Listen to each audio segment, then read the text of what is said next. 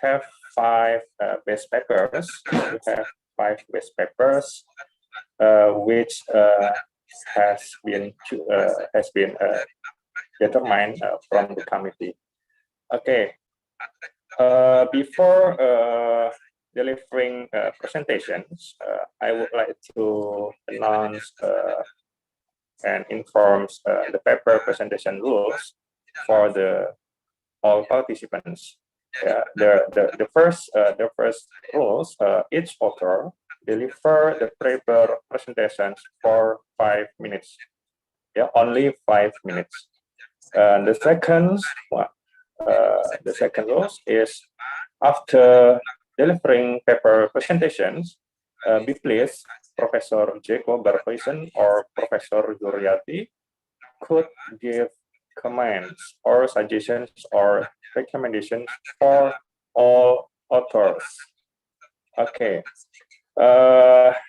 After delivering or giving recommendation or suggestions for all authors, be pleased, Professor Juryati as the jury, as the judges for the Bachelors of Laws categories.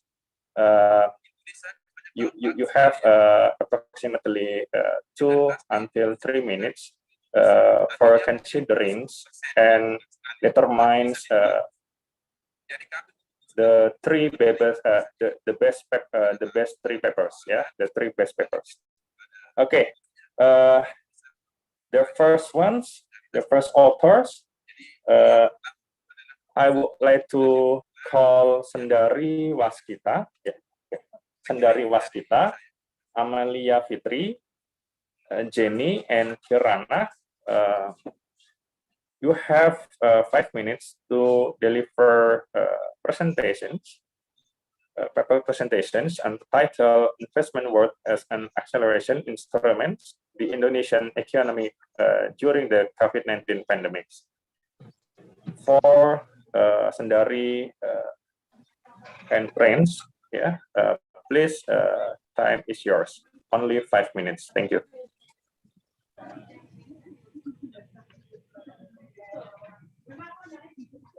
I'm sorry, Mr. Kuku. Yes.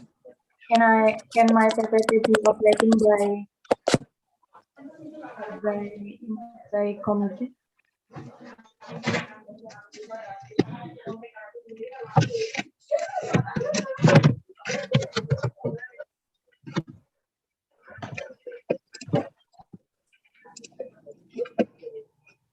Okay.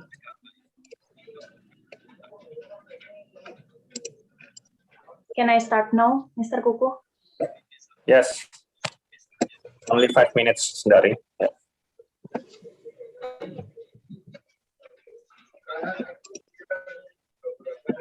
Assalamualaikum warahmatullahi wabarakatuh. Good afternoon, happy attendees. I am Sendari Waskita Putri that represents my 3 friends, that is Kirana, Amelia, and Jenny.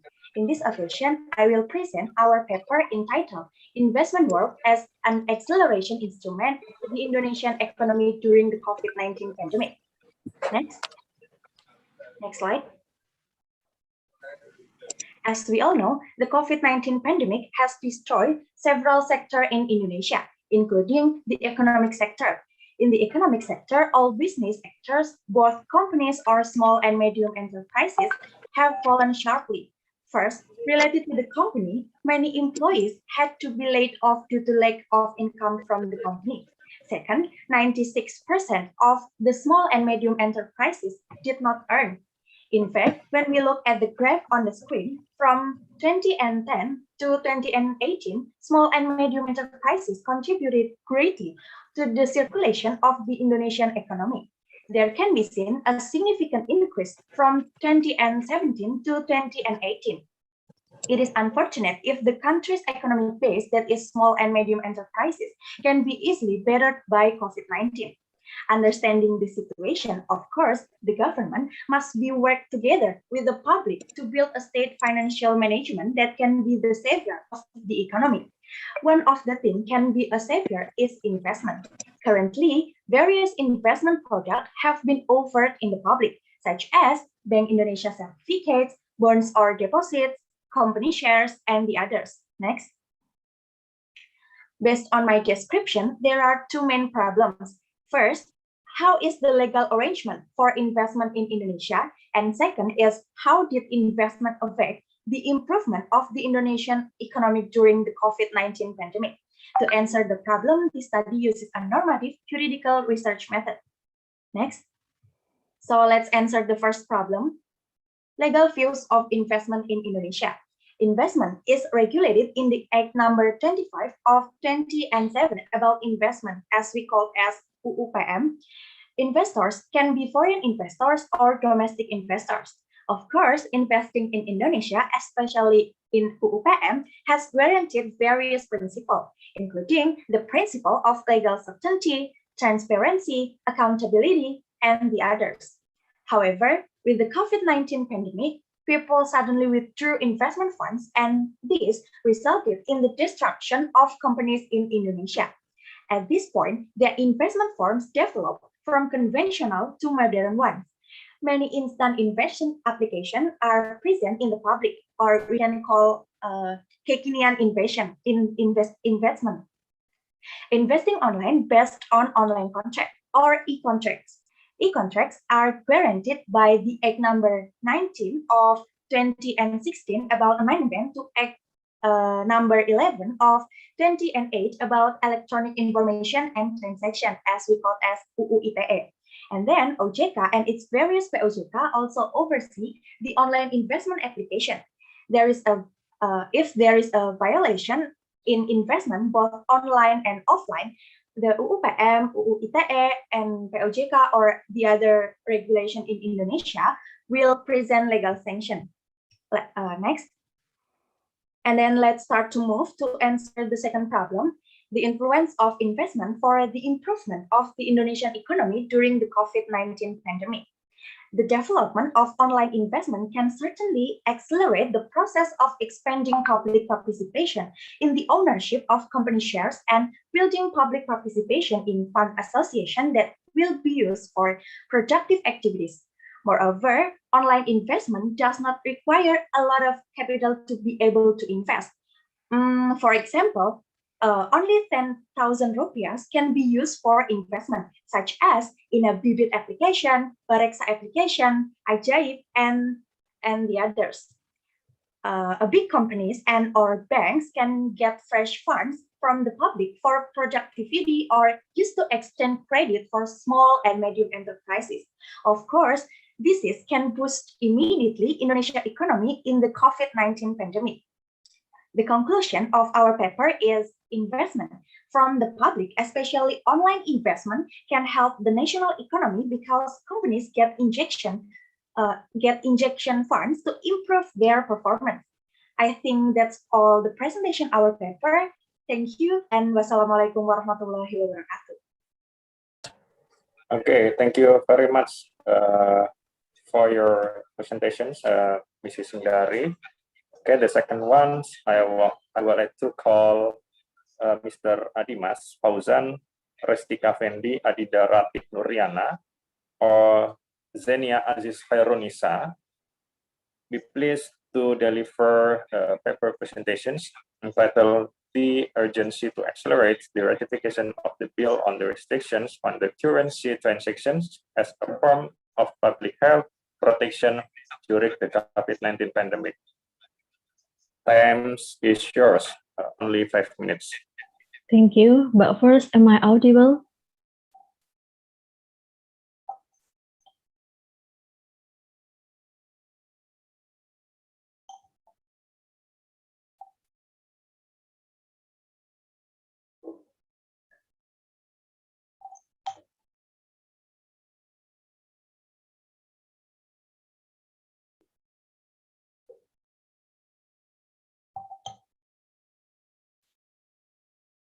The committee, please, could you share the screen of our presentation? Yes, the committee, close.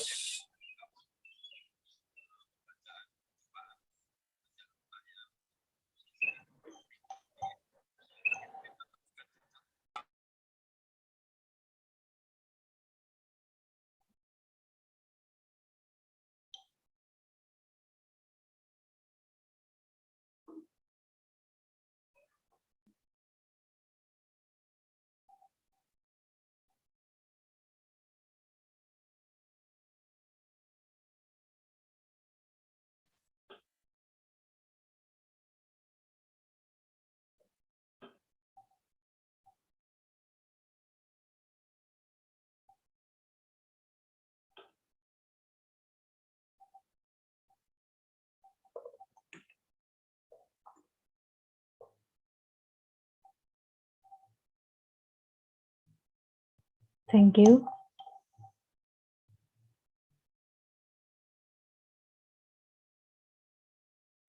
Good afternoon, dear honorable judges, ladies and gentlemen. It's an honor to meet you here. My name is Zenia Aziz Kerunisa, as the delegate of the team of Adimas Fauzan Restika Fendi, and I would like to deliver the urgency to accelerate the ratification of the Bill on Restriction on Currency Transaction as a form of public health protection during the COVID-19 pandemic from the following 5 minutes.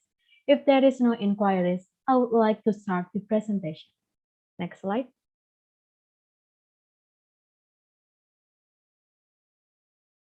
First, we will explain that our research begins from the phenomenon of COVID-19 pandemic that the number of its spread continued to increase.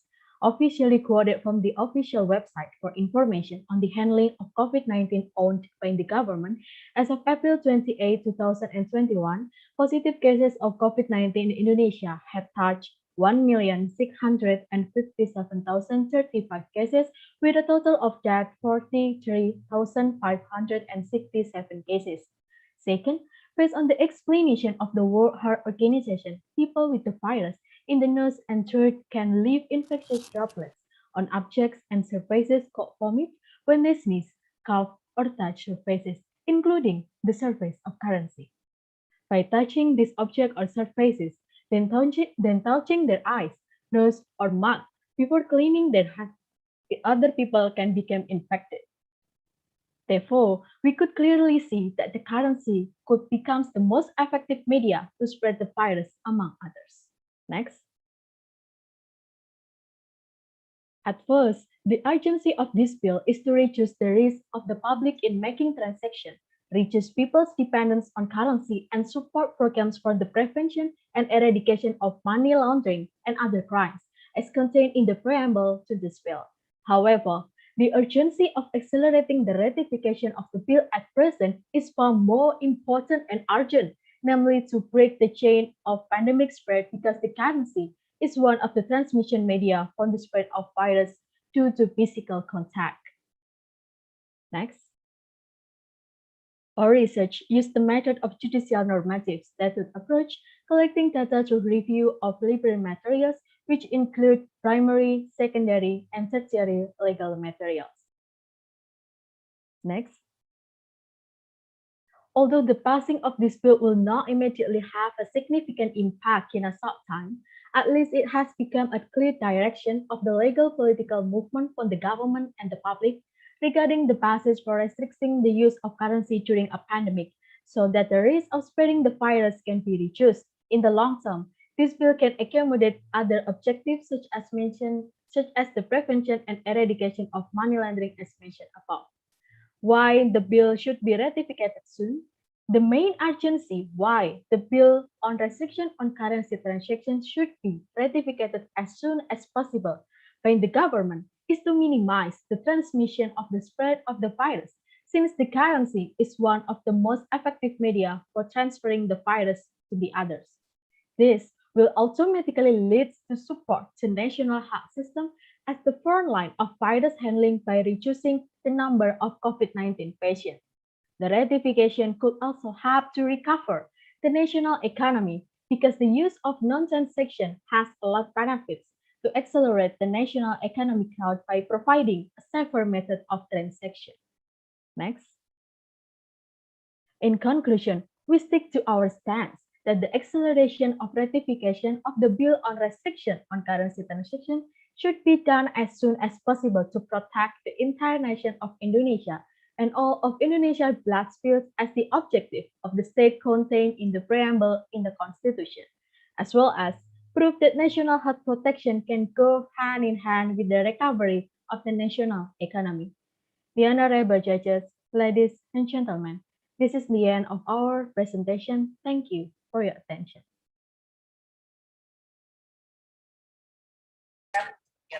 Okay, thank you. For the next authors, Muhammad Farda Rizky, entitled The Revitalizing Legal Protection of the Home Industry as an Economic Resilience Strategy During the COVID-19 Pandemics. Okay, for Muhammad Farda Rizky and teams, time is yours.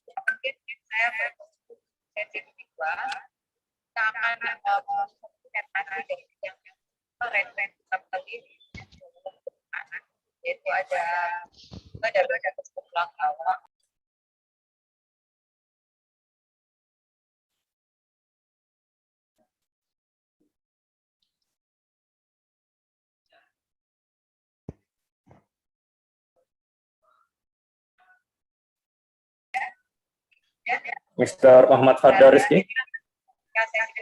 Anyone to be here? Yes, I am a representative of my group. Okay, you are represented. Okay.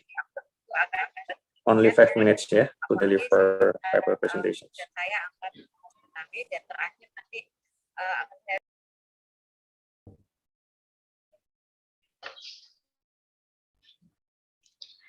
Hello everyone, let me introduce myself. My name is Junita Rahmawati as representative of my group of Muhammad Farde and Muhammad Salahuddin Al-Ayubi. We are the student of the Law Department of 11 Maret University. On this occasion, I will present our specific work entitled Revitalizing Legal Protection of the Home Industry as an Economic Resilience Strategy During the Pandemic. Next.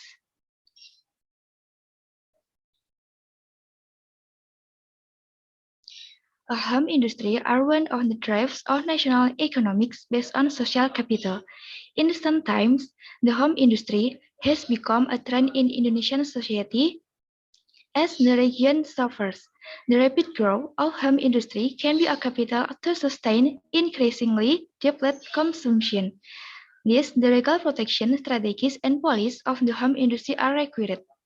Next. At this discussion, we discussed at first the legal protection scheme for home industrial enterprises.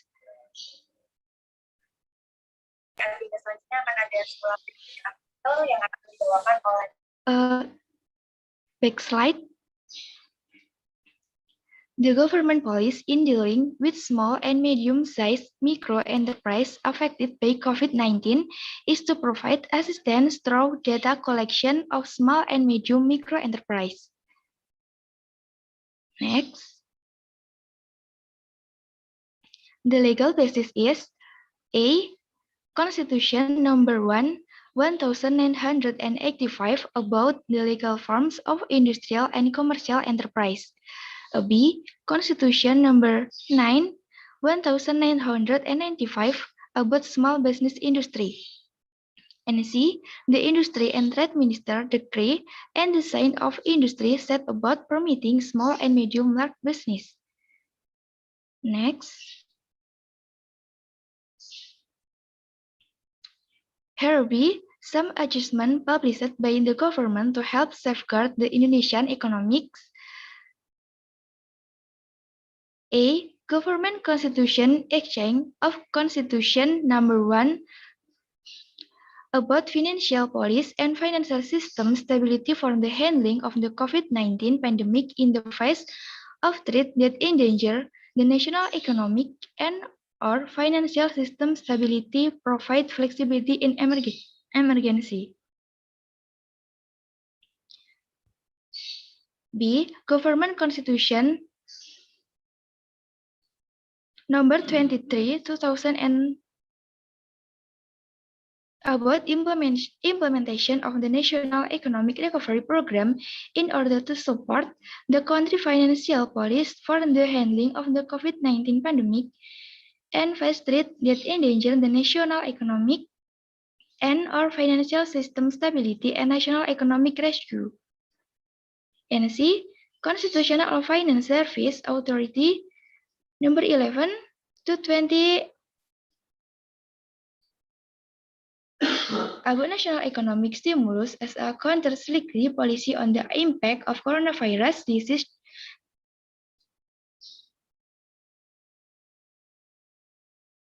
Is the government response in the face of the threat of the COVID-19 pandemic that provides flexibility in the management of the state budget to the government in the framework of handling COVID-19.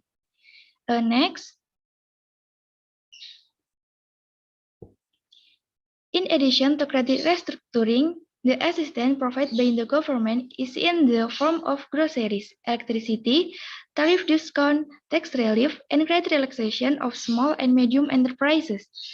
Then, there needs to be the distribution of financing funds on target, the existence of both fight from small and medium enterprises, the right banking strategy, so that small and medium-sized microenterprise can become support and mobilizer of the national economy. Next.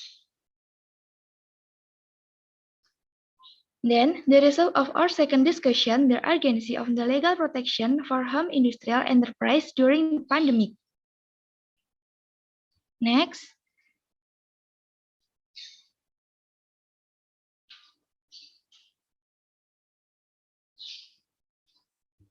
Product distribution license and trademark registration is very important because distribution license for a home industry can increase consumer confidence and satisfaction. By increasing consumer confidence and satisfaction, it can increase sales. Customer satisfaction is basically the resistance of consumer attitude shown by customers' satisfaction with a product they consume.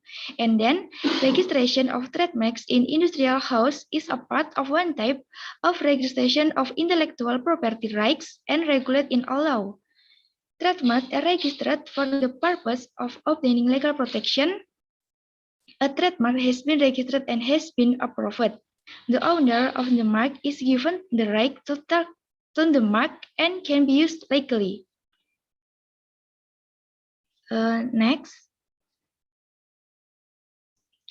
In conclusion, the increasing trust of home industry will require special revitalizing and protection such as improving human resource capacity, capital, training, promotion, and climate conducive to the effectiveness of business to meet the challenge of current business competition.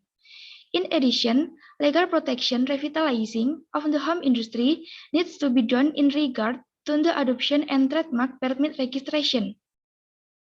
One way is by opening an online access to proprietary licensing and trademark facilities by utilizing technology that have edged with age. Just like the Dr. Strange said in Avenger, we were in the end game now. Yes, I think that's all I can present about the revitalizing legal protection of the home industry as an economic resilience strategy during the pandemic. I know I still have a lot of mistakes and I open to take any suggestion or critique from all of you. Thank you very much and see you later. Okay, thank you very much for very good presentation, Ms. Yunita Rahma. Okay, the next author is Thorik Nur Wahid. Yeah, Thorik Nur Wahid. Or Tri Cahyono or Wulandari Putri Utami. Yeah. They write papers entitled Implementation of the GSR program for micro small enterprises in the context of assisting economic improvement during COVID-19 pandemic. For Thorik Nur Wahid and the teams, time is yours. Yes, thank you. Assalamualaikum warahmatullahi wabarakatuh. Good afternoon, everybody. My name is Wulandari Putri Utami. I'm a student of Faculty of Law from Universitas 11 Maret as the representative from my group consists of Thorik Nur Wahid and Tri Cahyono. In this international law and economic essay competition and webinar, I would like to present an essay about the next.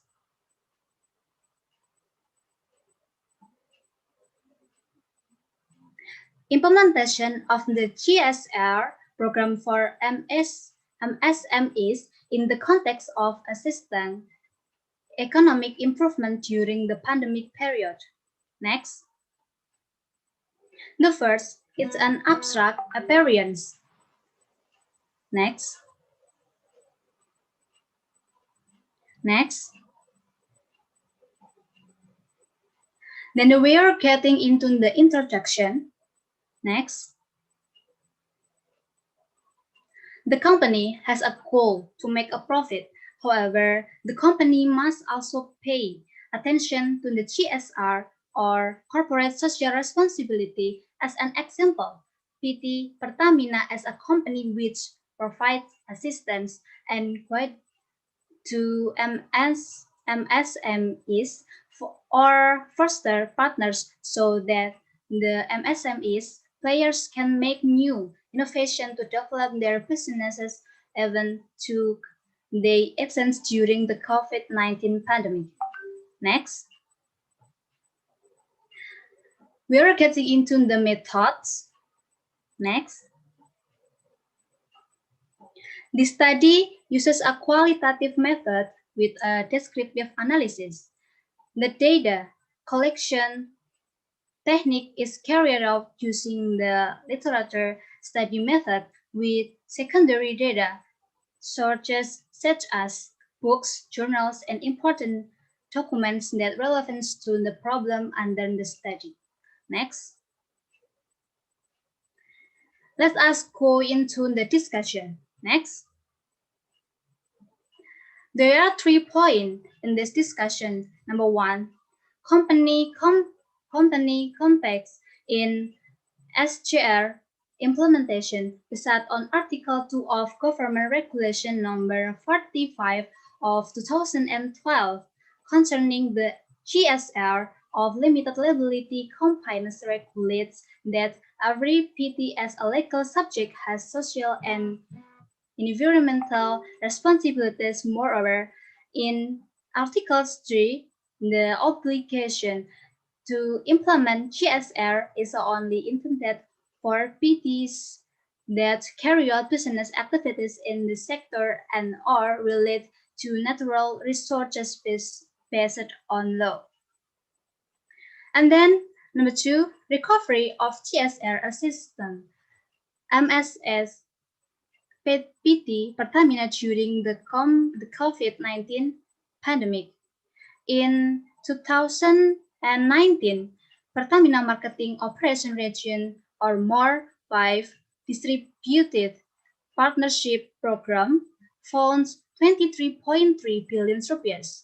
In 2012, Rustam, the MOR 4 Jatim Balinus Communication and GSR Unit Manager concluded that Pertamina had distributed capital assistance of 11 billion rupiah to 149 fostered partners of the development of MSMEs. These fostered partners were spread across 4 provinces in the MOR 5 region, including East Java, Bali, West Nusa Tenggara, and East Nusa Tenggara. Number 3, innovation for MSMEs under the guidance of PT Pertamina to generate procedures performance. The innovations are following: Abdul Ghaffur, owner of the Duta Craft in the Gallery in Brenjang Village, West Ungaran, Semarang, himself converts natural raw materials, mainly take roots, into craft items that have more value in terms of aesthetic and real value. 3 minutes more. Next, we come to the conclusion. Next, implementation of guidance and assistance by PT Pertamina to its foremost partners in this GSR program is extended that MSS players can develop and provide the less innovation on their business other than the pandemic COVID-19. Next, and this is the view reference. Next, that's all we can say. If there's something wrong, please forgive and thank you. Okay, thank you very much for your presentations. Again, the last authors delivering will deliver the presentations is Alvin Devote Azaria Ardana, or Gusti Faza Alia, or Gatot Isnawanti Puji Abiyudo. Yeah, they write papers entitled "Optimizing the Equity Crowdfunding Policy to Increase Indonesia's Independent Economy During the COVID-19 Pandemic." Okay, for authors, Alvin Devote and the teams, time is yours. Okay, thank you, sir. Assalamualaikum warahmatullahi wabarakatuh. Good afternoon, the honorable judge and friends. First of all, I'd like to say thanks to the committee and judge here that has given us a chance so we could gather at this moment happily. It is our honor for us to be able to present our ideas. Next slide, please.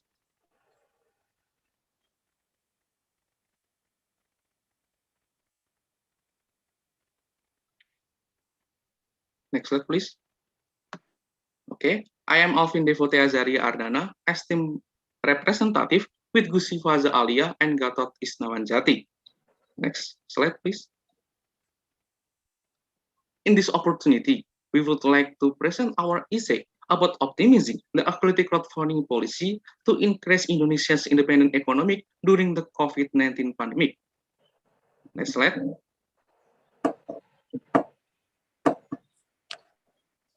Equity crowdfunding is a platform development and managed by the issuer of share offering service to sell share directly to investor via an open electronic system that includes legality. Equity crowdfunding, regulated in Financial Service Authority Regulation Number 57 in 2020 regarding securities offering top information technology-based crowdfunding service. Delegates believe that the needs of micro, small, and medium enterprises, or MSMEs, which during the COVID-19 pandemic experienced a decline in sales result, so that they require sufficient capital to start or even improve a business again. The COVID-19 pandemic has had an impact in the form of losses on MSMEs in Indonesia. Next slide, please.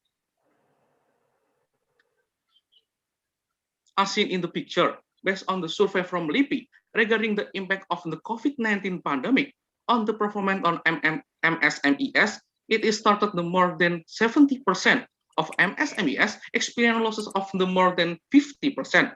The existing equity crowdfunding as fintechs can be done to increase financial inclusion for business action. Next slide, please.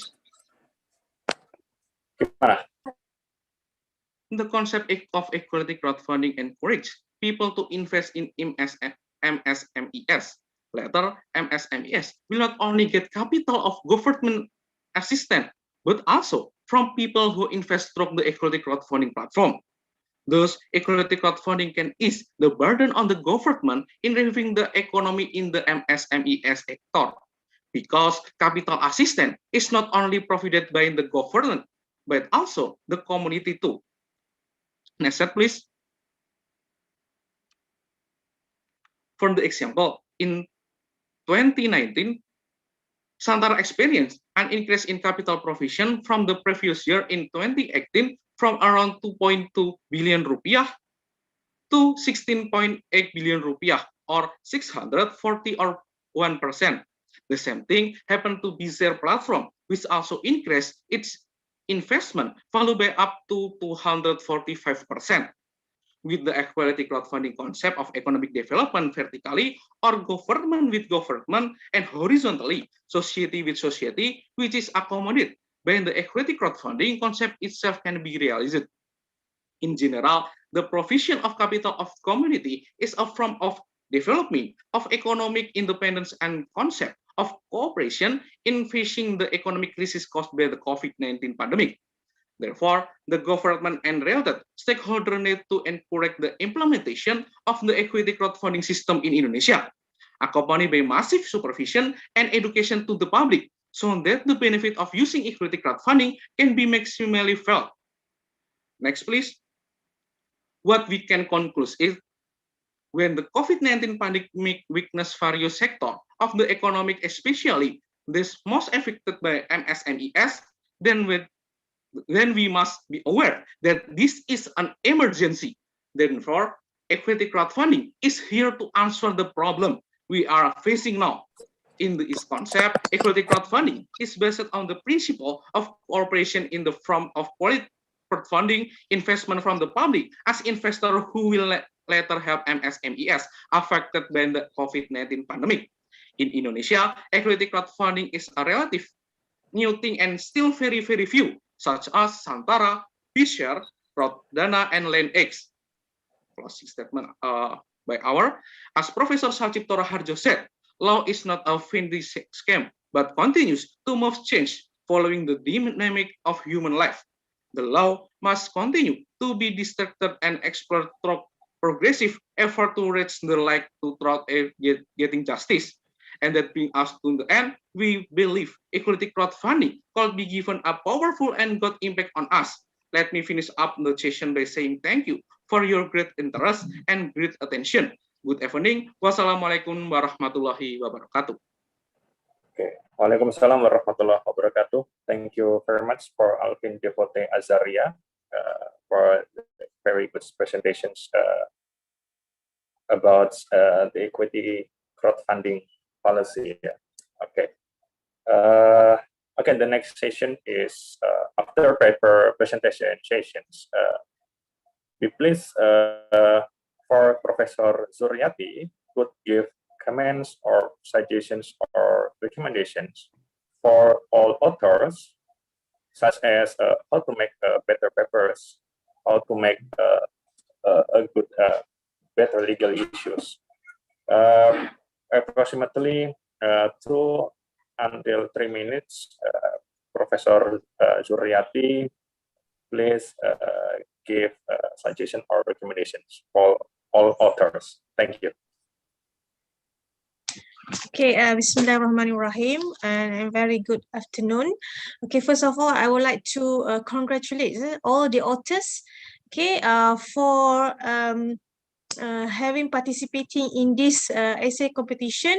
And when I read your articles, okay, it is a very informative and a very good article, and what you need to do is to improve the article and get it published.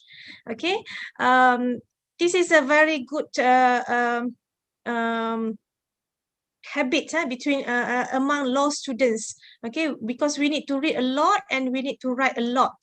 Okay, so I would like to go to the general comments, my general comments. Okay, first of all, when you write an abstract, okay, you need to write a very clear and concise abstract.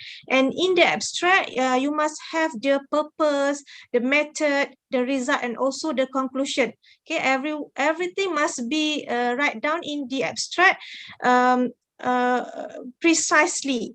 Okay, and then in the introduction, you must explain the subject matter or the main concern of your paper. Normally, it goes back to the title of your paper. For example, if you discuss about equity crowdfunding, okay, equity crowdfunding. So in your introduction or background, okay, you need to define or you need to explain clearly what is actually equity crowdfunding. Okay, and then the method, okay, all of you, because this is what do we call a concept paper. Okay, so it is you use the qualitative or normative juridical research. Okay, and it is more descriptive in nature. Okay, it is a good start. Okay, whereby later on you can add on more analysis. Okay, more analysis. You analyze analytically, okay, in order to improve the paper. Okay, so in your result or the discussion, okay, you need to answer all the objective. So that is why in your introduction you need to clearly mention what is the objective of your article. Okay, and then you must conclude the paper by given suggestion and also recommendation, which is concern okay, according to the topic of your discussion. Okay, so I would like to comment each and every presentation. Okay, the first one letter from Sendari. Yeah? I'm sorry if I pronounce your name incorrectly, okay, but the first one is Sendari just now. Okay, from your presentation and also the article that I've read, okay, the problem is clear. Okay, meaning that you mentioned about the problem of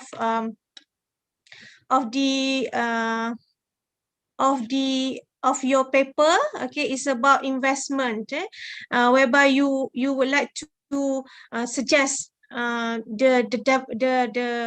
the investments as an instrument to accelerate the economy, the Indonesian economy. Okay, the problems in that particular article has been tackled accordingly. Okay, and then you come to the conclusion, and somehow or other you answered to the purpose of the paper. So congratulations for that. Okay, second one is the article. Thank you. Okay, you're welcome. Okay, second is an article written by Adimas and Zenia and the team members.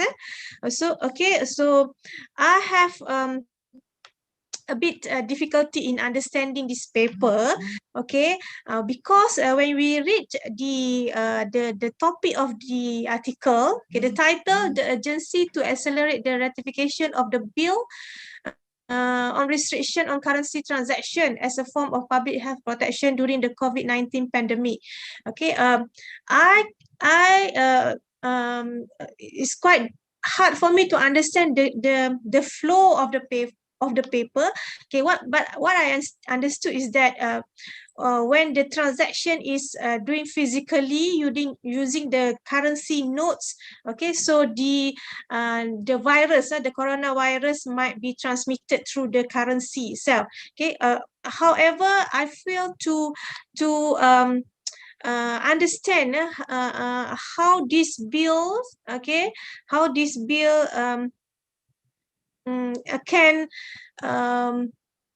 can minimize the transmission of the virus.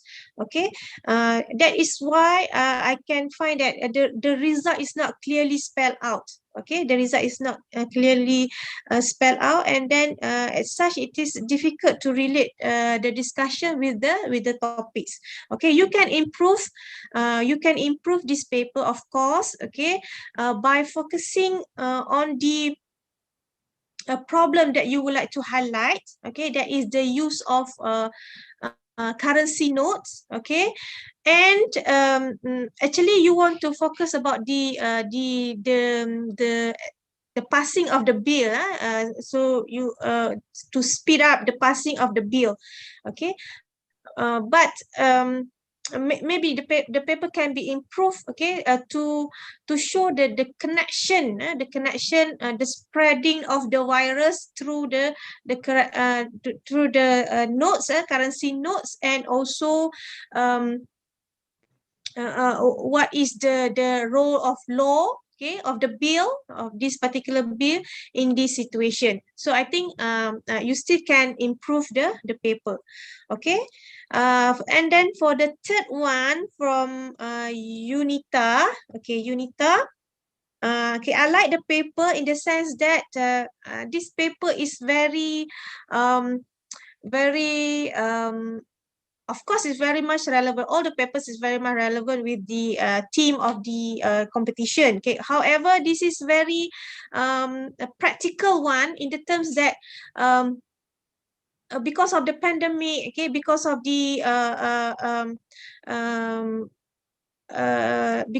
economic situation, there's a lot of home industry. There's a lot of home industry, and these home industries need legal protection. Okay, need legal protection in order for them to survive.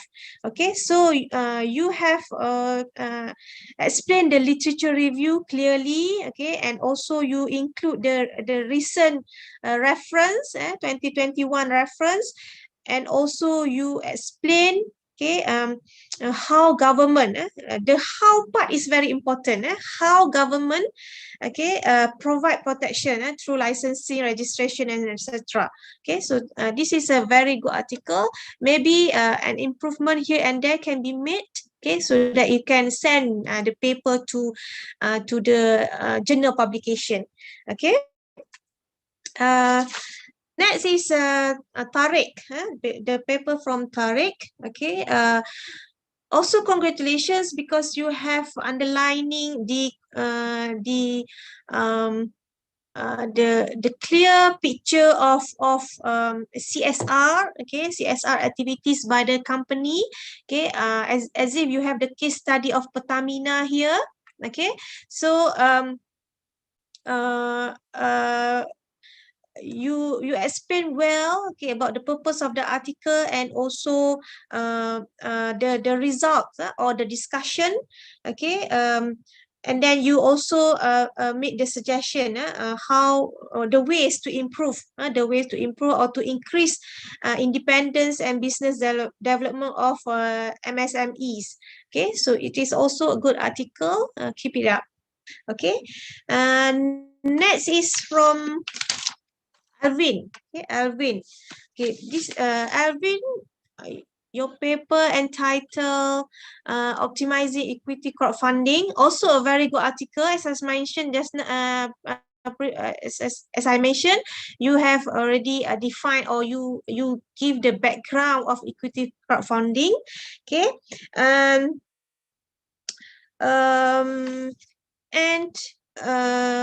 however, in terms of the technical, we don't use introduce.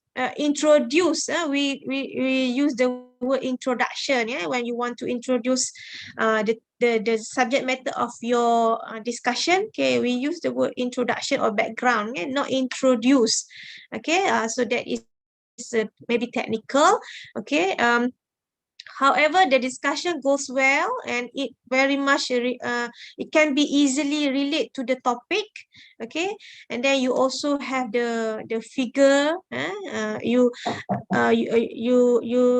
add the figure to your articles, and also followed by the thorough discussion, okay, on this topic, and with the conclusions, a very good conclusion. So I think that's all my comment. Okay, thank you very much, Prof. Kuku. Okay, thank you very much. Thank you very much, Professor Zuryati Yusof from School of Law, University Utara Malaysia. It's very, very informative suggestions for our students in undergraduate program.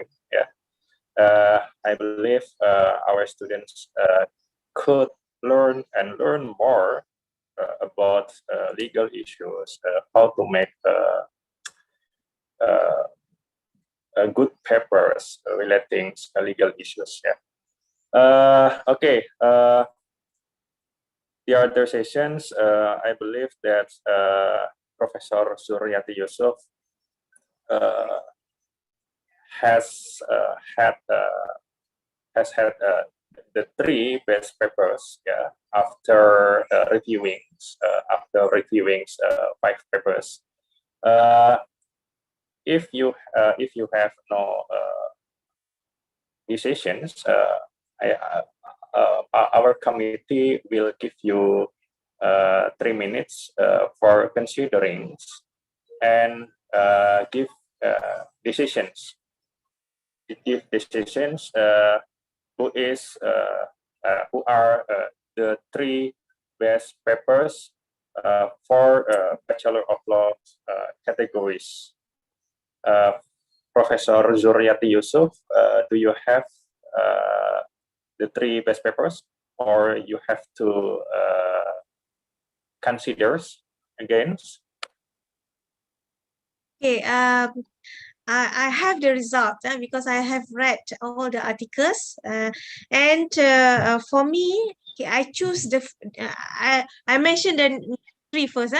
Number 3 is Muhammad Farka Rizki Putra. Muhammad Salahuddin Al-Ayubi and Yunita Rahmanwati. Okay, congratulations. Muhammad Farda ya. Muhammad Farda.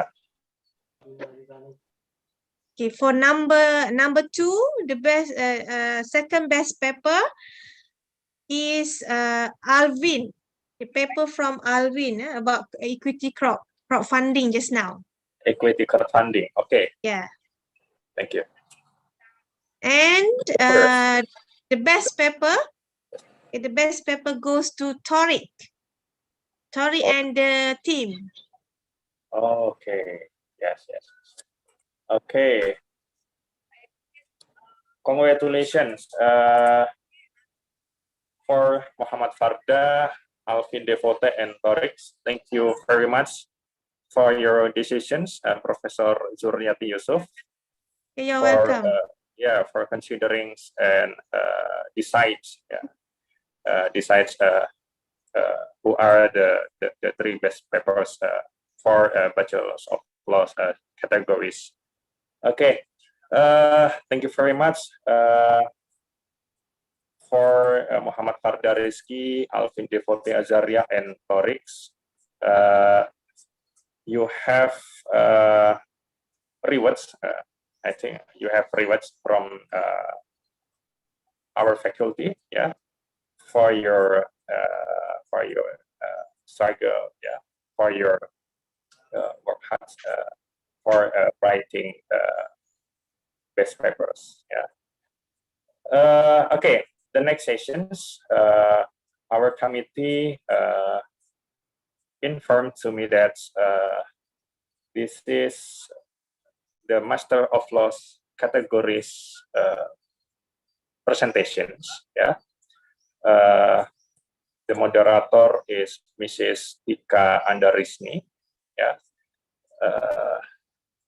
and Professor Jaco Barvisens as the reviewer. Is the reviewer or commentator for Master of Laws papers categories. Thank you very much, Professor Zurniati Yusuf, for your attentions today. Welcome. It's my pleasure.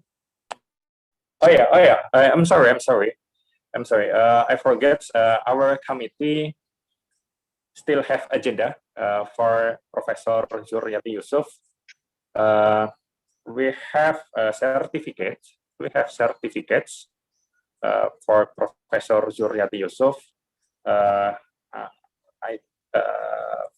From my faculty, the committee how to give the certificates to Professor Zurniati Yusuf from our dean or our vice dean.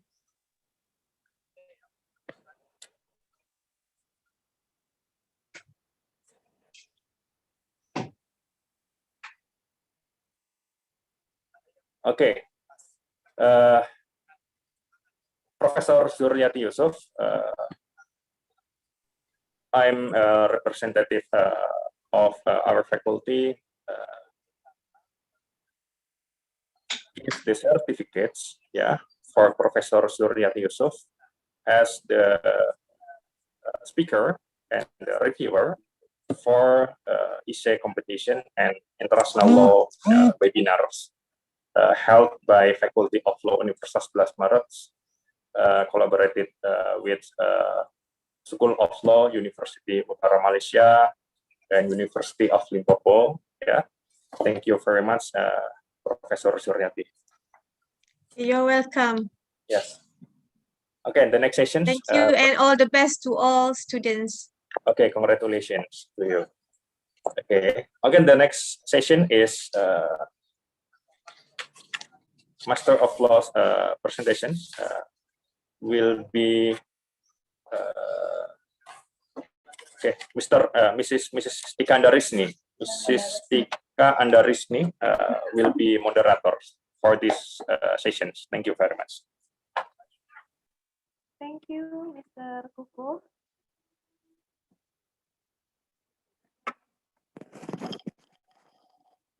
Thank you, Mr. Kuku.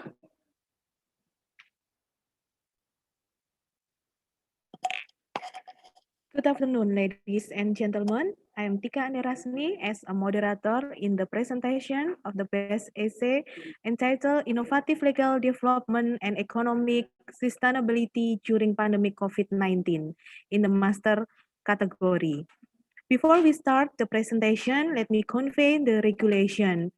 The first, the authors or the team have to present the essay in 5 minutes, only in 5 minutes. The second, after all of the authors deliver the essay, be pleased for Professor Jaco to give general response to the presentation. And the third, the winner of the essay will be announcement by Professor Jaco. Now, I would like to invite the first authors. The first authors is Aldi Putra, with an essay entitled Government Policy Toward Micro, Small, and Medium Enterprises and Electrical Assistance During the COVID-19 Pandemic. Please, Aldi Putra and team, the stage is yours.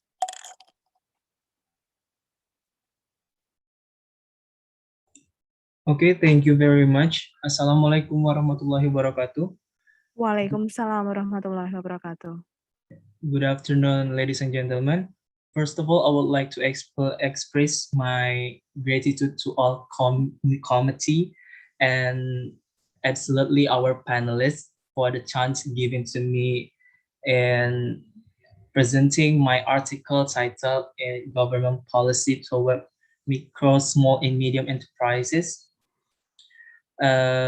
electrical assistance during the COVID-19 pandemic. Next, please. Okay, we start in background. The background, I just take 2 points in this article. For the first is business activities must continue during COVID-19 pandemic. It must continue. Whatever you do, whatever, everything is, you have to do something about because economy is everything. Like industry, all like in the nation country. The economic growth are only during the pandemic are only attainable by developed economies. The pandemic that is still raging to the moment affects all the aspects of our life, not excluding the economy. Business sector, which is an absolutely necessity, is becoming very inconducive. Therefore, government as on the main stakeholder in realizing the propensity of the public in required to take on revolutionary steps in existing business sector. Next. Okay, this is my problems identifications. Identification, I get to 2 problems. For the first is how do Indonesia government deal with the pandemic through its policies, and the second is has the implementations of policies in the existing micro, small, and medium enterprises and in the providing electricity bill relief given the expected effect for the society. Next. Okay, and the third is methods. In methods, I have 2 ways. The first is type of research is qualitative descriptive, and the second is approach. What is article? I use a statue approach, and I'm really sorry in my PowerPoint I forgot to put a theory. In my theory, I used to government policy theory from the Bigman and the Davis, that they said whatever government choice to do or not to do. Next, please. Okay, this is the first discussion from me in the part 1 in the problems. First is Indonesian government deal with the pandemic through its policies. The government has issued several regulations in the dealing with the COVID-19 form of the Ministry of the Cooperatives and SMEs Regulation number 6, 2020, about general guidance for the distribution of government assistance for micro enterprises in order to support national economy's recovery to anticipate possible harms to national economy and to rescue national economy during COVID-19 pandemic. The government's role in dealing with the economic problem faced by SMEs according to the regulation is stated in the second point of its first article. It's the sound is assistance for micro enterprises is a government's assistance in the form of monetary sum given to micro enterprises taken from government budget. At least we can see it in the nation governments take this how the key give business lower business to still exist in Indonesia. This is with this what is this is like the article this article point 1 and the second 2. Next. Okay, implementation this is the problems number 2 is the implementation of policies in the assisting micro, small and medium enterprises providing electricity bill relief even that I'm a typo, the expected effect for the society. As the April 7th, 2020, the ministry estimated that 37,000 SMEs and 2,000 individuals are implicated by COVID-19 pandemic. It's a very, very sadness, right? According to the data release, the problem faced by SMEs are categories into first, reductions in the sales due to drop in the international demands. Second, difficulties in the rising capitals. And the third, increased difficulties in distributing their products due to limitation of mobility. And the fourth, difficulties in the obtaining raw materials due to the lowering of economic activities as a whole. Next.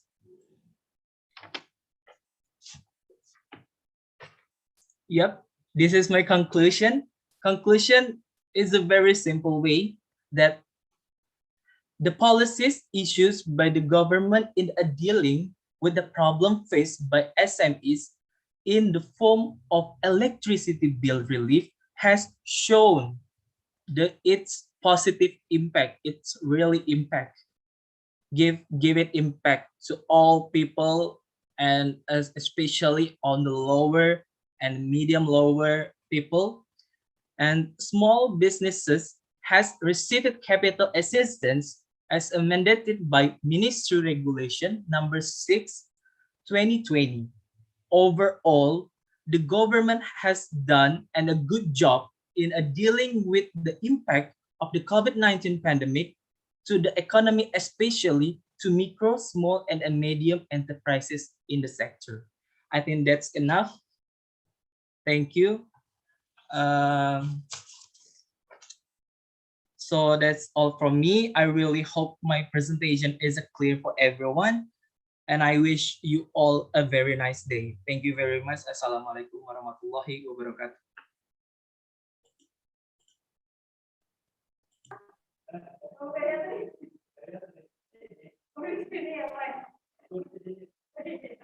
Okay, Okay, thank you for the first author. And for the next will be Agung Bayu Dewa Broto with an essay entitled Effectiveness of Implementation of the PPNBM Elimination Policy on the Growth of Automotive Industry during COVID-19 Pandemic. Please, for Agung Bayu Dewa Broto and the team, the screen is yours.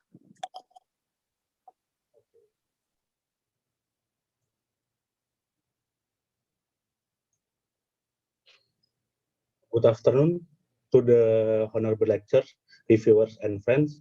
First of all, I would like to express my gratitude for the good opportunity. My name is Agung Bayu Broto, Magister of Law, 11 Maret University.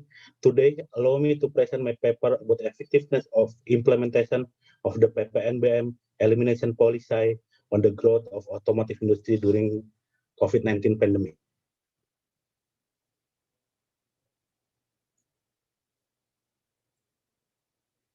Well, turning our attention now to the introduction of my paper, the COVID-19 pandemic gives impact in almost all countries, including Indonesia.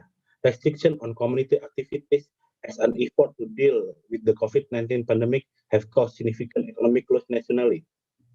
People purchasing power has decreased during the COVID-19 pandemic. In addition, the automotive factory was temporarily closed due to the social restriction to prevent transmission of COVID-19. Based on data from the Association of Indonesian Automotive Industries, car sales throughout 2020 also decreased. When compared with 2019 data, car sales in 2020 were recorded to have decreased by 48.35%. The Indonesian government is trying to overcome this problem by issuing various policy, especially in the economic sector, so that the COVID-19 pandemic does not cause the prolonged economic recession. In the worsening of the economic turnaround in the automotive business, the government also took action by making a policy to increase the sale of automotive commodity, especially in terms of car sales, namely by removing the sales tax on luxury goods, also we know by PPNBM, through the regulation of Ministry of Finance of Republic of Indonesia number 20 of 2021, with the strategic position. This issue has attracted the attention of all related parties in Indonesia, especially automotive industry entrepreneurs and potential customers. With the policy of eliminating PPNBM, it will be improve the economy of the car industry in Indonesia, or even have no effect at all. So this is aims to find out how the effectiveness of that regulation.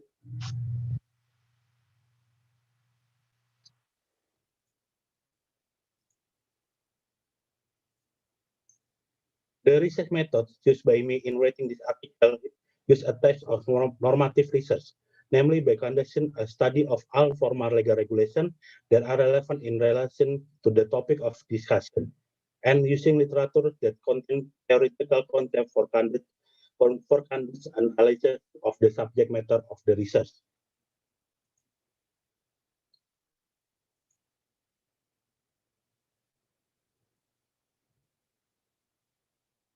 So now let's move on the discussion of my paper.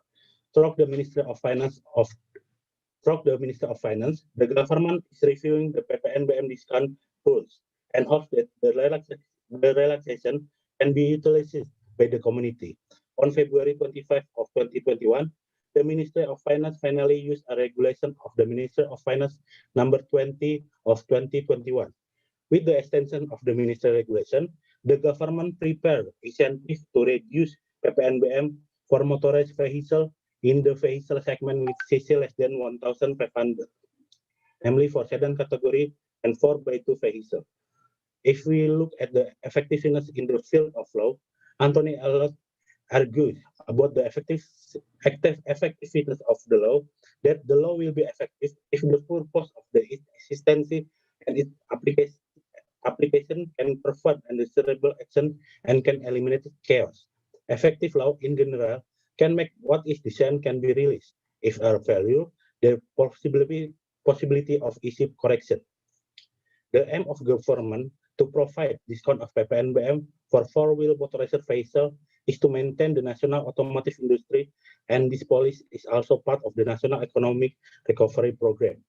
With the current momentum, the government hopes that it can be used as an opportunity to leverage economic growth through this incentive in order to stimulate consumption, especially in the middle class. According to Anthony Elliott, there are three factors that cause the law can be ineffective. The three factors are: the first, unsuccessfully deliver of the aims and objective of the law, or communication of norms that are not conveyed to the public. The second one, there is a conflict between the goals of the legislator want to achieve and the nature of society. The last one is lack of statutory supporting instrument, such as implementation regulation, institution, or process related to the implementation and application of the law. Based on the theory, the law can be said to be effective if there are supporting instruments from the policy that have been made. In the line with the regulation of the Ministry of Finance, the Ministry of Industry also issued decree of the Ministry of Industry number 168 of 2021, which contains types of motorized vehicle that get standardization. Okay, Mr. Agung, please make it short because the time is very limited. Thank you. Okay, thank you, ma'am. Okay, the next decision with many reports that are successful in sales for motorized vehicle in March 2021, the Minister of Finance together with the Minister of Industry decided to further increase the pricing power of the public in the motorized vehicle industry sector in order to accelerate the national economic recovery. From the evaluation, it can be seen that the PPNBM elimination policy is effective in increasing pricing power from the public. This also has a positive impact because it can jumpstart the economy. The restoration of products and sales of automotive industry will have a multiplier effect for the industrial sector.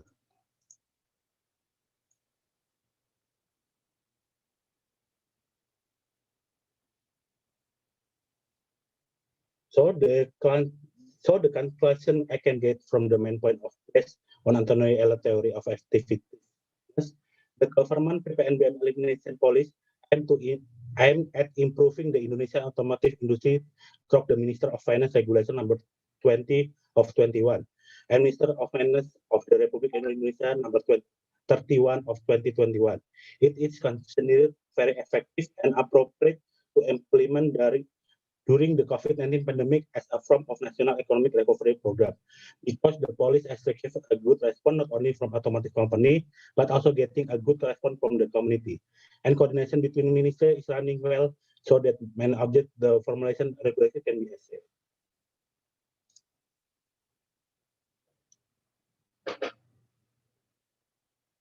That will be all for me. I would like to thank you for the time and attention for today. Thank you so much for your interest and attention. I give back to moderator. Okay, thank you, Mr. Agung Bayu Dewa Broto.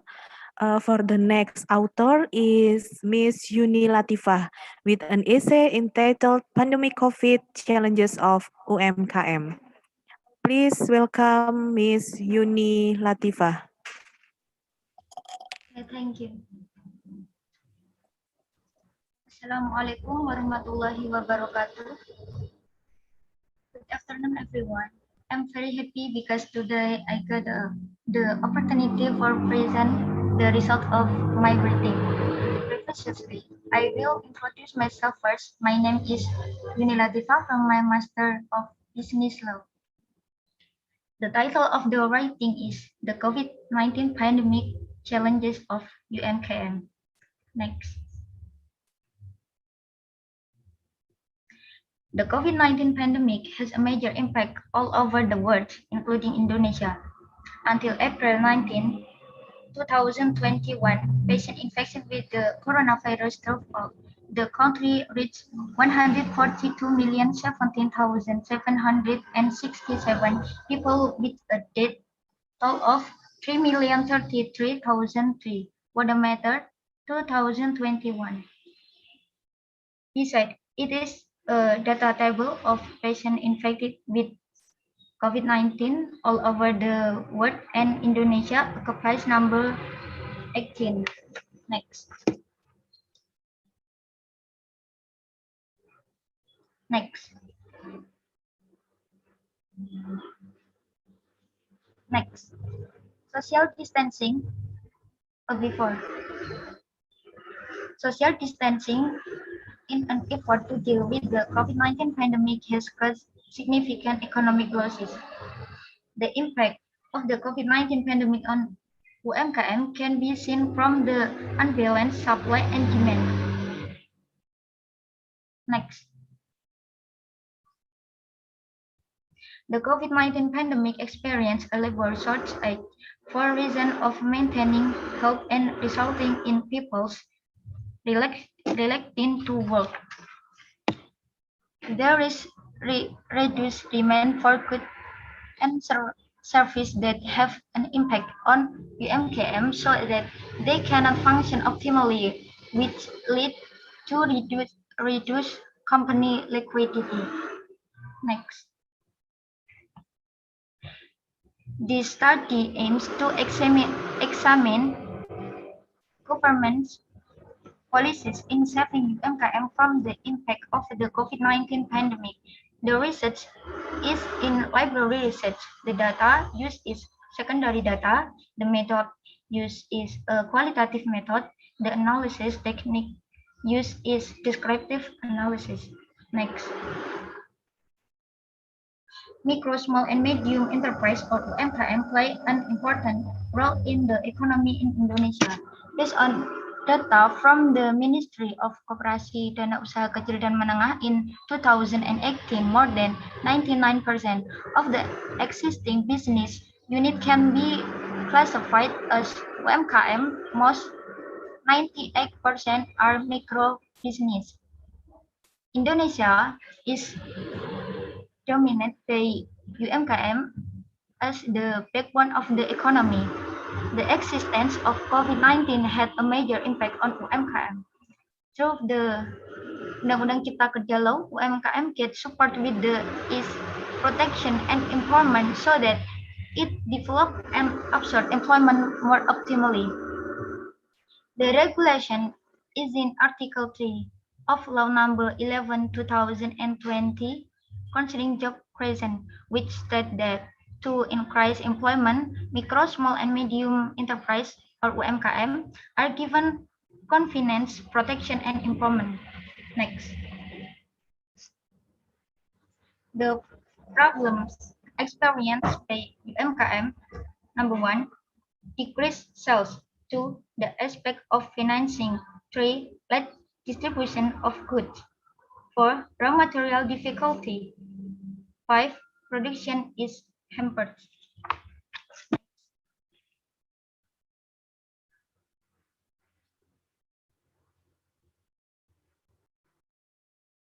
Next.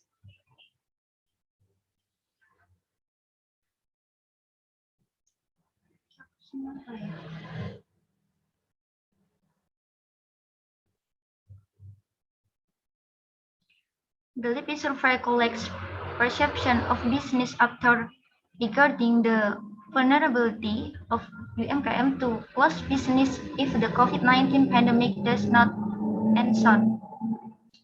As many as 47.13% of business were only able to survive until August 2020. 72.02% of business would close after November 2020, and 85.42% of business could survive the loans within 1 year since the pandemic. To deal with the above problems, Indonesia ordered a policy of handling COVID-19 and National Economic Recovery or PEN of 695 trillion Indonesian rupiah. The government has budget for the handling of COVID-19 for micro, small, and medium enterprise or UMKM to reach 123.46 trillion Indonesian rupiah. Next. One of the requirements to get UMKM assistance is to have a micro scale business. To get a business license, you can do it only at the online single submission website. Next. The online single submission system make it easy to arrange business permits. However, there are drawbacks to making a business license. Only one. Parties who do not have a business can register themselves so that they have a business on the online single submission website. This results in not achieving target effort because it is possible for UMKM assistance registered not to have a business but to obtain a trading business license through the online single submission system. Okay, Miss Yuni, sorry, the time is very limited, so it would be better if you go to the conclusion. Thank you. Next.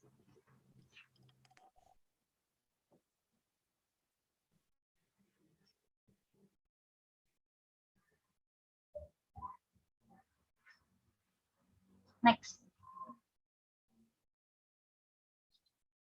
Conclusion. The government policy to deal with the impact of the COVID pandemic is by issuing a policy for handling COVID-19 cost and national economy recovery or PEN 695 Indonesian rupiah trillion.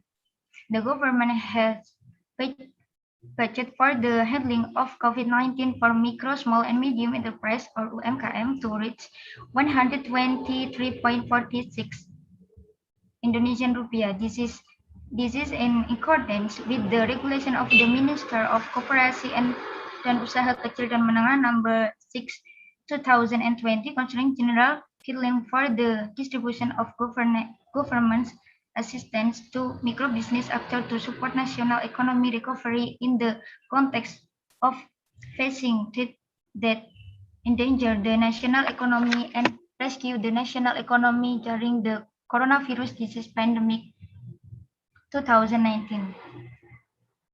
Thank you for your listening. My authors we have shared be beneficial for all of us. Wassalamualaikum warahmatullahi wabarakatuh. Waalaikumsalam warahmatullahi wabarakatuh. Thank you, Miss Yuni, for the presentation. And for the next author is Fabiola Nurul Octavia Ningrum with an essay entitled Urgency of Cyber Law Development in Facilitating the Security of Economic Transaction as an Effort to Economic Development After the Pandemic COVID-19. Please, to Fabiola Nurul Octavia Ningrum and the team, the time is yours. Thank you. Assalamualaikum warahmatullahi wabarakatuh. Good afternoon, ladies and gentlemen, and the greeting also to the jury and all of the participants in this event. First of all, I would like to thank for the chance that I was given to me that I can present my paper in this essay competition.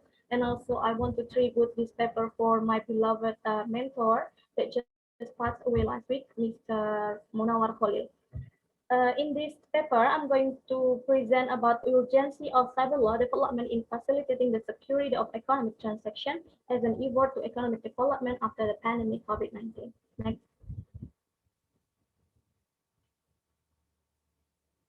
Introduction. Next. Digitalization era. Digitalization era is a situation that almost inevitable, which is all the countries and every aspect of society involved in it. Digitalization era has a strict relation with technology that is not only limited in a general activity, for instance, e-commerce, financial technology, and many things. And we have to realize that the impact of digitalization era and the using of technology not always bring the positivity, yet the negativity. Next. Since the pandemic of COVID-19 began to occur over the world, people are eagerly utilizing the technology for many purposes. This can be concluded as a good news because through the technology, there is another hope for economy to be regenerated during and after the pandemic. In order to give the security for people of technology user, There should be regulation which is regulated about it, as we know that all the people have to feel secure for every transaction they made in this economic sector. So through this paper, the focus will be on the urgency of cyber law, which has an orientation to provide security in economic transaction for its development after pandemic.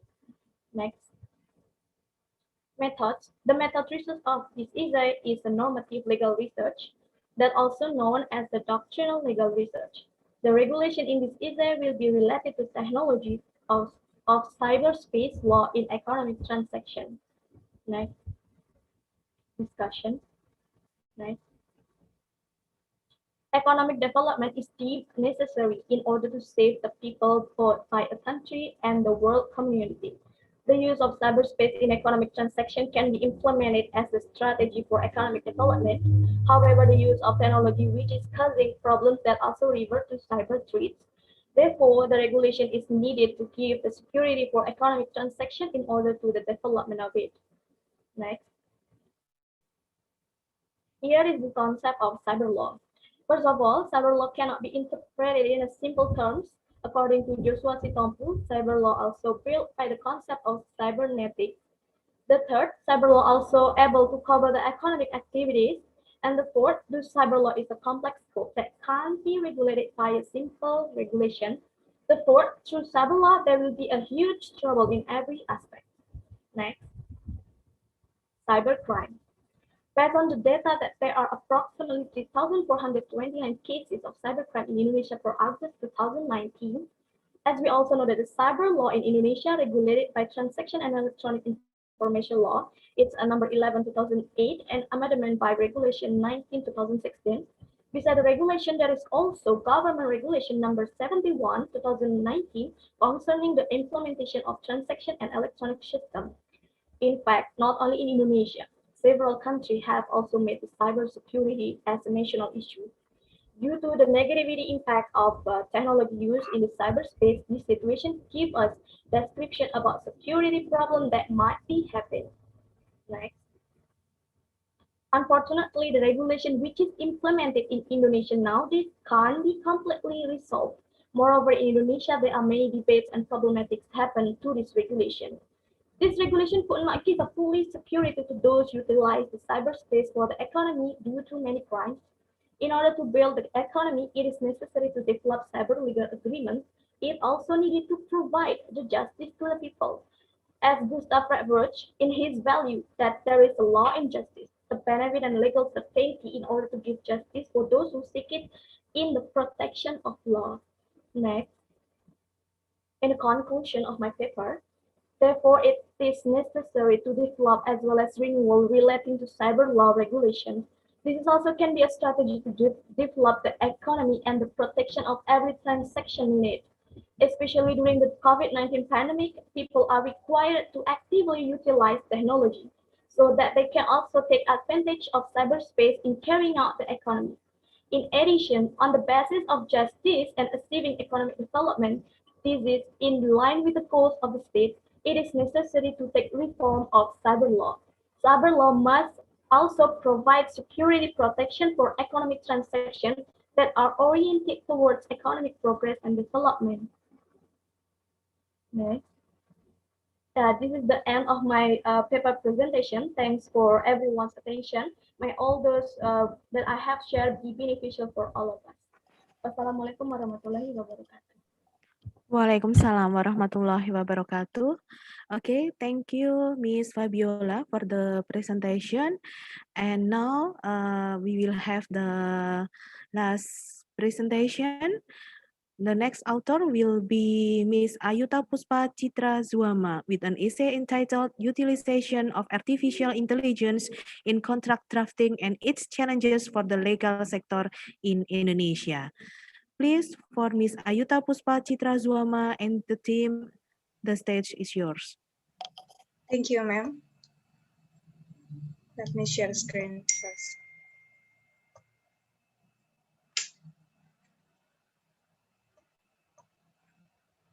Assalamualaikum warahmatullahi wabarakatuh. Good afternoon, ladies and gentlemen.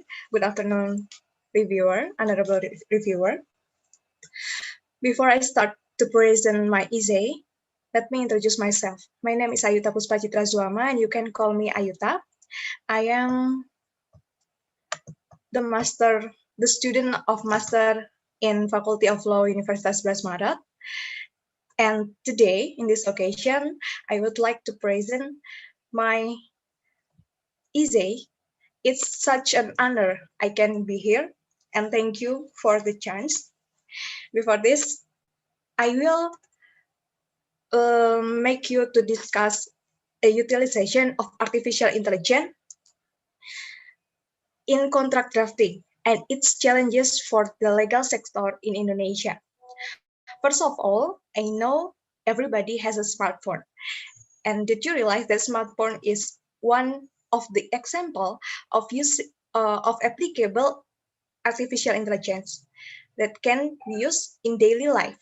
And how if the artificial intelligence is used and applicable at legal sector?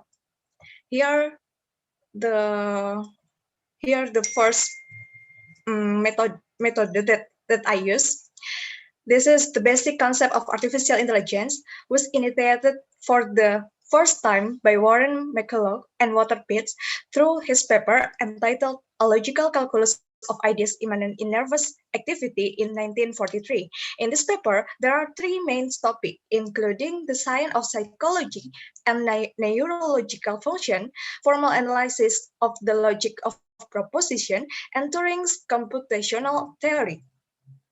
And they propose how neural networks can become active when given a stimulus. The neural network can learn and adapt by giving different reaction depending on the timing of the stimulus.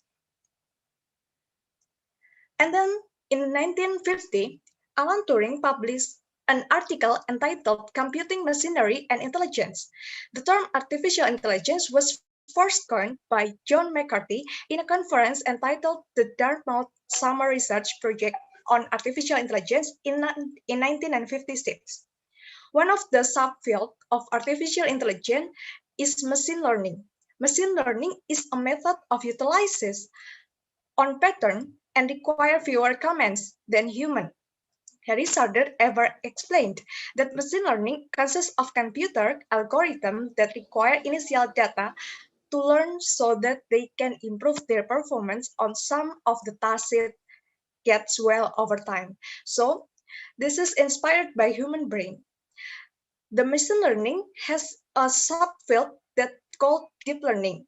So when the data is input, the computer has a capability to make analysis and then to make a thinker and creatively thinker like a man, so they can analyze the data and process the data and become a product.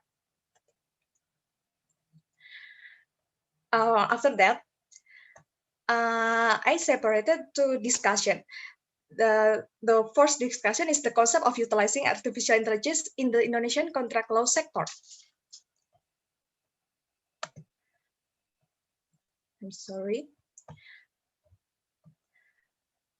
And the second is utilization of artificial intelligence to realize efficiency and accuracy of performance and its challenges for the Indonesian legal sector.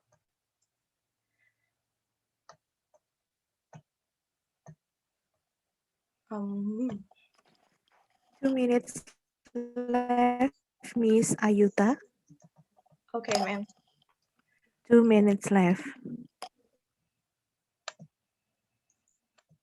I'm sorry.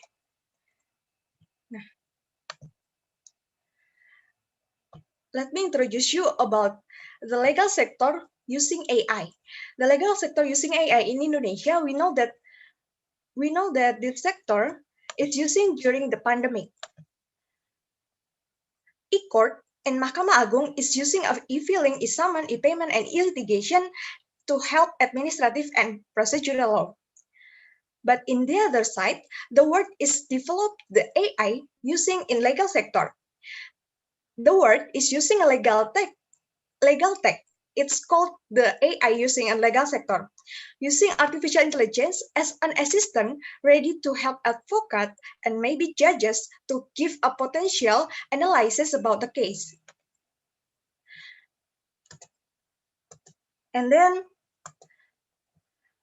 the future smart contract is the one of legal sector that developed in many other countries like Singapore and Malaysia.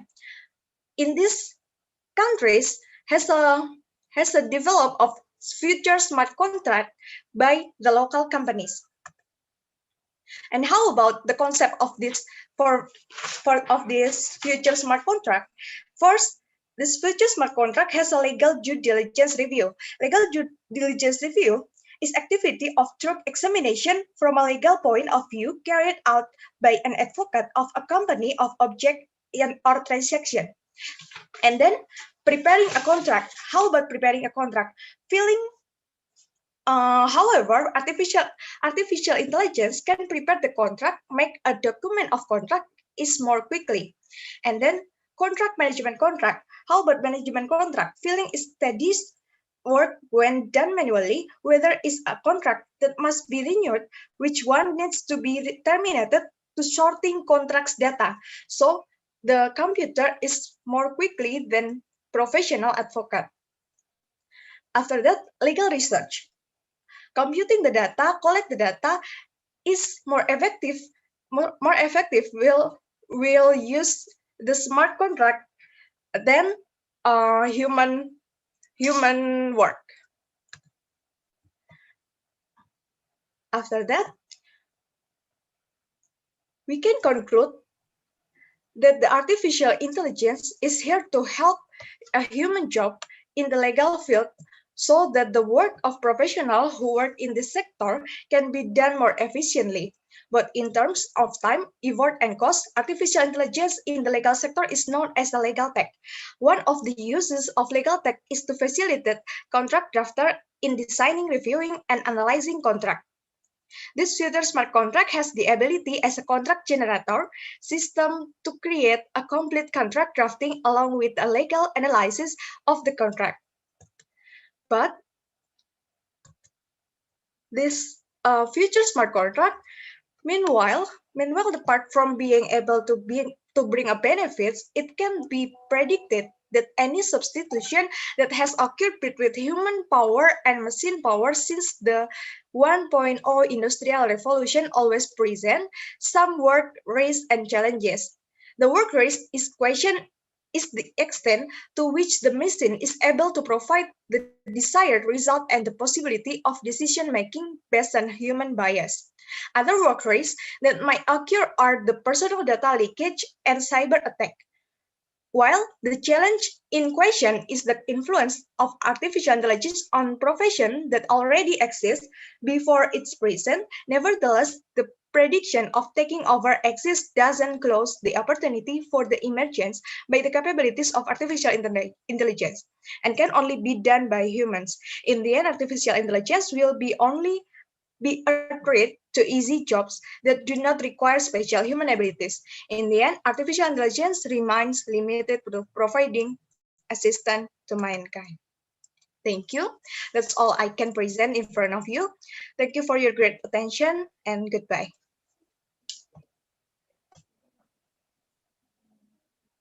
Okay, thank you, Ms. Ayuta, for the presentation. And also thank you for all the speakers, all of the authors. Now, please welcome the Honorable Professor Diego to give some feedback or comments to the presentation or to the paper.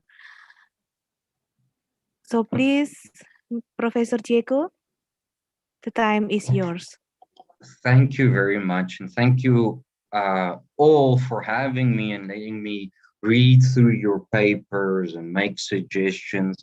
In my book, all of you are winners, because for a master's student to write this good is really, really good. I'm really impressed with what you guys have done. Now, just some general comments, and then I'll specifically go to some of the articles.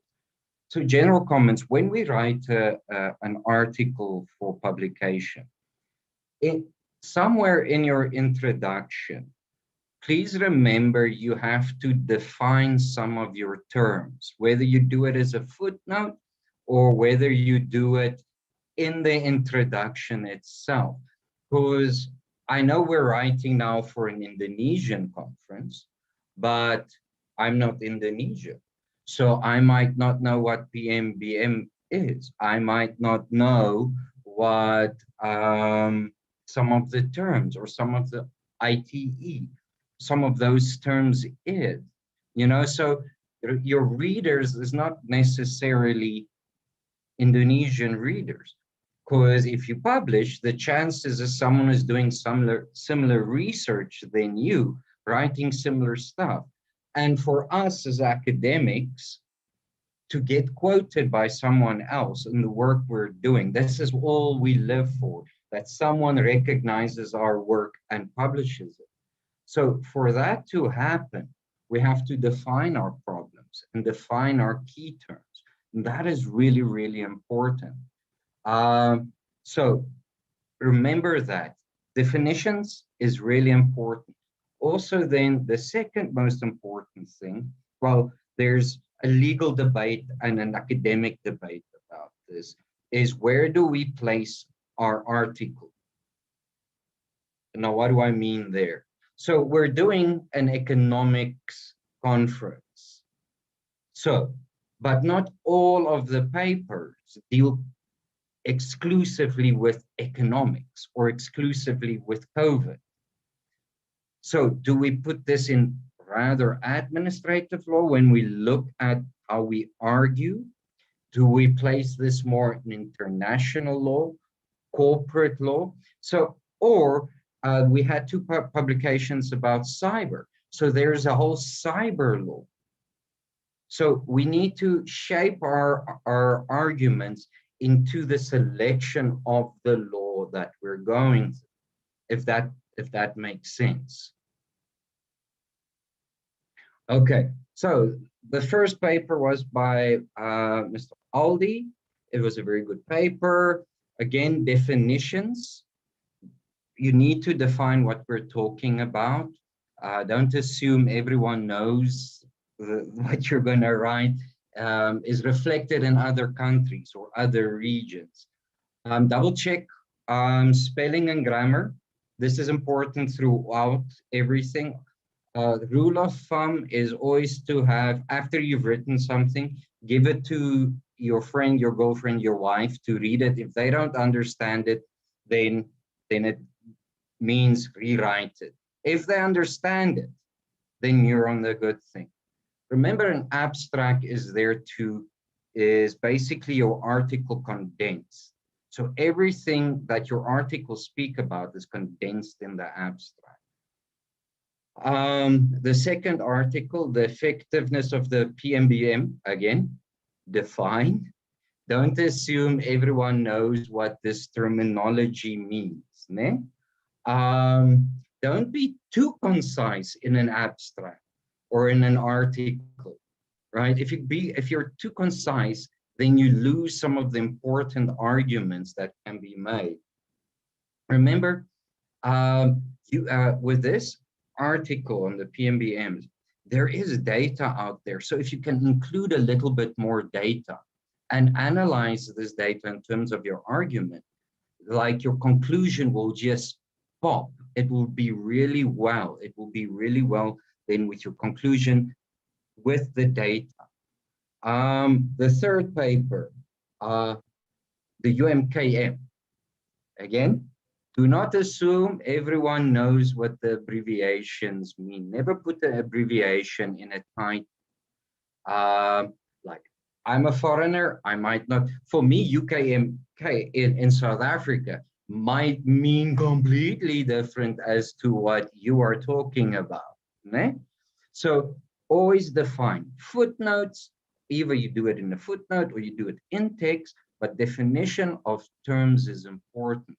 So that when I'm from, let's say, a Dutch legal background or from a South African legal background, when I read it, I can place it in my own brain wherever in a framework. So if I want to reference you, I will reference you if I can reference you. Otherwise, very good.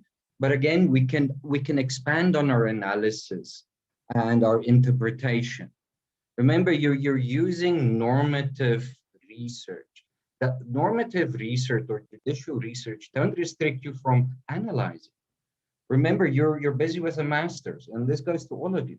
You're busy with a master's, you're becoming an expert in your own field of your own field of your own field. So analyze, be creative, think, look at the problem from your side, look at it from the other side, and then find the third side. Because usually when you find the third side, that means you can actually analyze the problem. Fourth one, the cyber law one from Fabiola. Beautiful paper. Just some things that we need to talk about. Again, definitions. What is cyber law?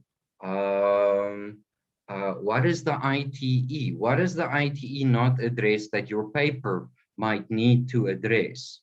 You understand? What is, so because I don't know. So I'm reading your article now, I have to go read, find the Indonesian law. So make it easier for the readers to understand where you're coming from. And this applies to everyone. Remember, this is just general, generic comments I'm trying to give. Then also when we write, and I understand English might not be our first, second, or third language, and that's fine. But when we do write, try not to write staccato. I know as lawyers, we are trained to be concise, be precise, just a small sentence, right? But when we write, if we use too small a sentence, we lose the argument, we lose the core of the analysis. So don't write too small sentences, but also don't use one sentence that's as long as a paragraph. So try to find that balance. And then the last paper by Ayuta, same applies. Definitions. Your definitions. What is an artificial intelligence? Ne? What is contract law? We define it either inside a footnote or outside, and we reference it because your definition might only apply to Indonesia for today. Tomorrow, the law can change and artificial intelligence might include a Tesla car as artificial intelligence. So always remember, you have to place, all of you need to place your arguments in the current social construction. Today's date, this is the definitions, this is what it is. Because 20 years from now, when you look back, you're like, oh yeah, I remember this was the way it was. I hope that helps. I really enjoyed reading your articles. In my book, all of you are winners, but apparently I have to give a ranking for the top 3, but we'll do that afterwards. But thank you all for allowing me to be here.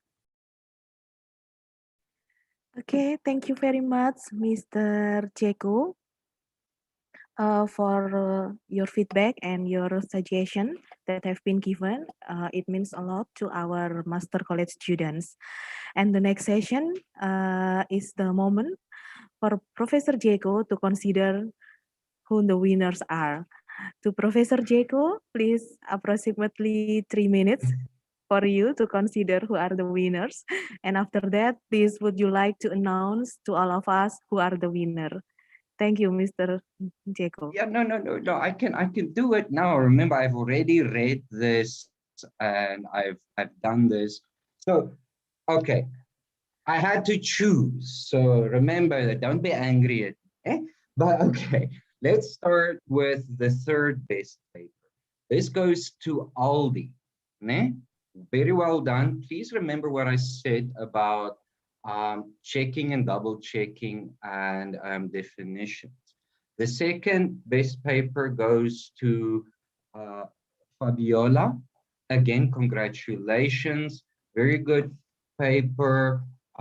Remember definitions. What is cyber law? Where do we place this article? Where do we place this argument? It's important to place your argument in a in a thought school so that you can use that to get better arguments and to have a sort of fallback for your argument. And then the number one paper was Ayuta. And again, it was a good paper. Just remember defining and placing it in a correct social construct of the law. And thank you very much.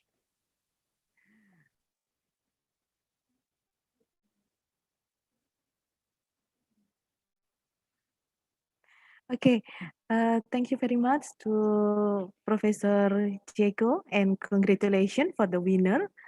There are Aldi, Fabiola, and Ayuta. Thank you very much again to the Honorable Professor Diego as a reviewer in this event.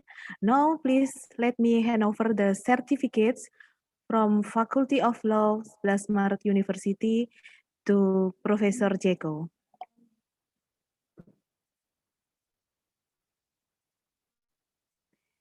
This is the certificate for you, Professor Diego.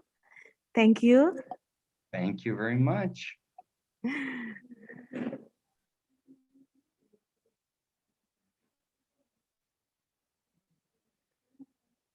And now we arrive at the end of this event.